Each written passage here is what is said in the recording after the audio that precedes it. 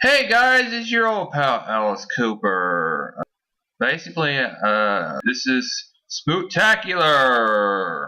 So you're gonna be seeing a bunch of horror movies that have a Halloween theme to it. Look for it all this month.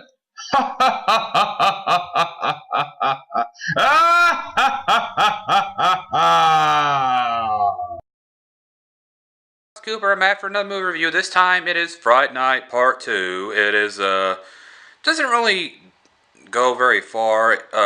Basically it ends up at where it's like a flashback of some of the movie, the original. And we cut to this part where Charlie Brewster is in therapy. He's been in that therapy for the last I'd say about 3 or 4 years, and this time he's in college. He was in high school in the original movie, obviously.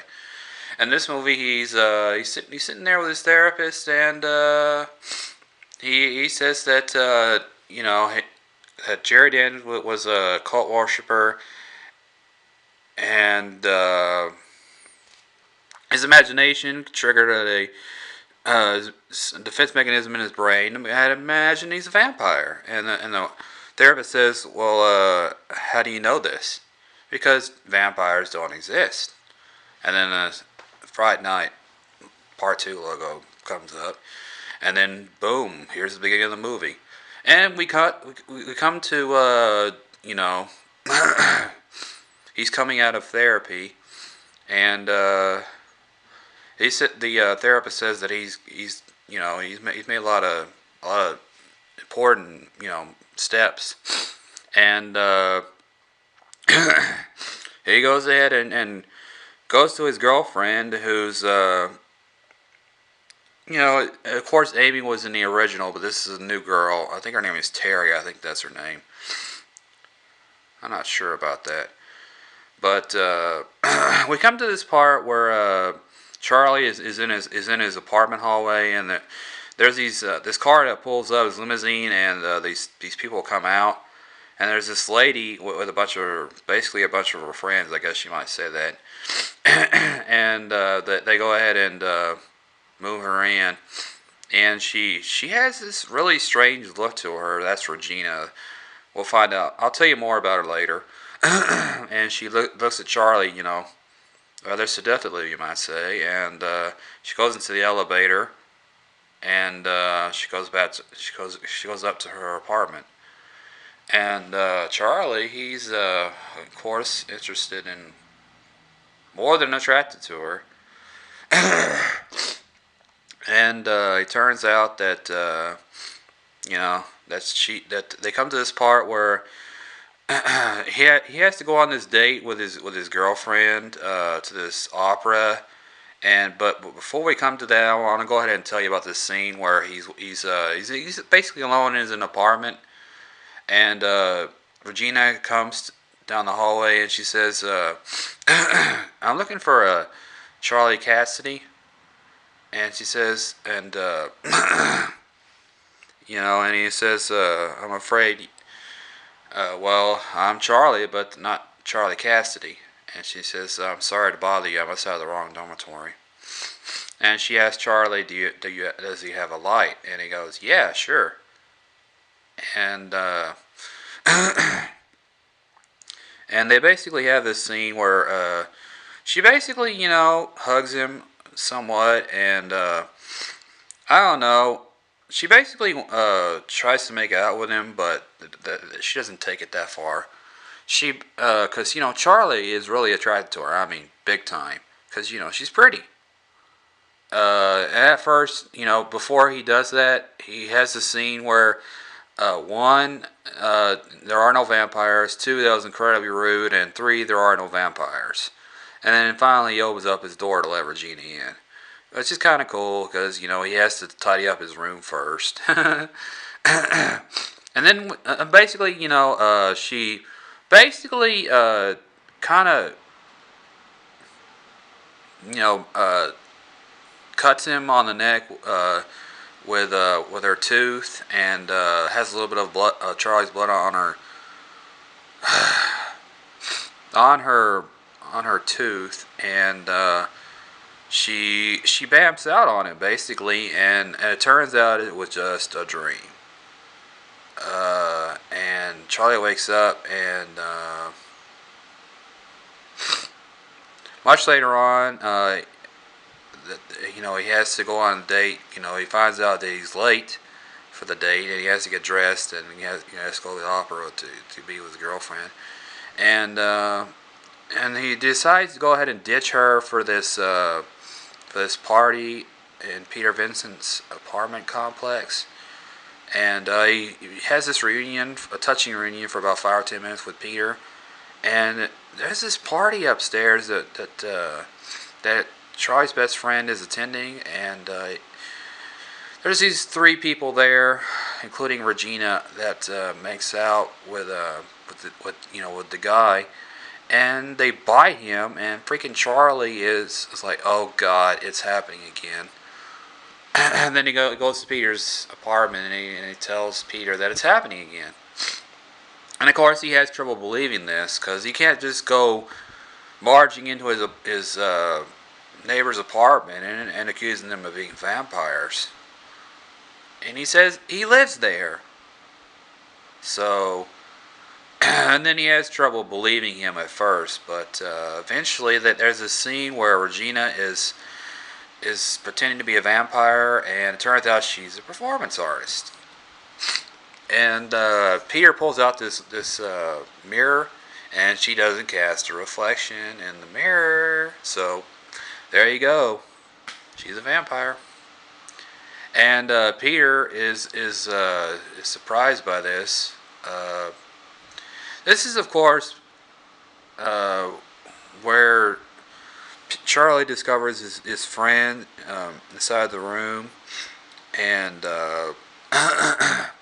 and he tries to find puncture marks on the guy's neck, and he's like, "Yeah, it's a bad timing, Charlie."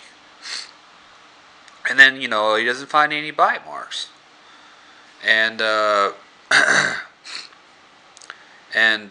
basically, it turns out that much later on that we have this part where this college student is going down the hallway, and we see this freaking transvestite in roller skates. I don't want to get in a lot of detail about it. He freaking bites her, and I don't know. There's this limo driver, and he likes to eat bugs. So, and then before he does that, he has to identify it by some sort of Latin pronunciation of the names, and then finally he eats it, which is pretty darn stupid. And then of course the other one is a werewolf, and they have this scene where the werewolf is supposed to bite her on the neck, and the guy says, "You're supposed to bite her on the neck, a-hole." And he says he's not thirsty yet. And he says, "I got a date with her later on." And then of course Charlie shows up, and the lady is freaking reading Dracula. And then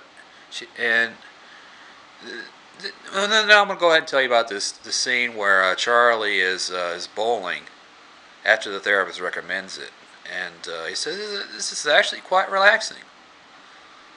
And I want to tell you about this other part where he's at this pizzeria, and this freaking lady names the ingredients, and he says, "Okay, it's sold." And then he says, "My special ingredient, a whole bowl of garlic on his pizza." And I'll go ahead and mention that Charlie has been slowly turning into a vampire at this point, and he vomits up the garlic because he can't eat garlic. And the lady is like, "Dang." And so he leaves, and then he goes to he goes back to the library where his girlfriend is waiting, and and the werewolf is all like, "I gotta take him out so I can take her out." And he says, and the limousine driver says, "He's not for you." And they have this little talk, and the werewolf guy says, "Well, how about that date?" And and then Charlie shows up. "Yeah, what's going on here?" And he's like, well, you must be the boyfriend. And then you can see he's changing into it. His eyes is like the werewolf, and he says, "Come on, dude, let's party." And freaking the girl has these roses, and she puts it into the mouth, and the freaking werewolf basically dies. Uh, after uh, after what's his name? Well, he gets scared off. Just put it that way. And then she knew about that because she read Dracula. So, and then they have this scene where Regina takes over Peter Vincent's job, and Peter doesn't like that one bit. He basically, he comes out to kill her because he thinks she's a vampire. And the policemen pick him up and put him in the mental institution, and the freaking he's in there for about 5 or 10 minutes, and the girl has to basically get him out. Charlie's girlfriend, and they do.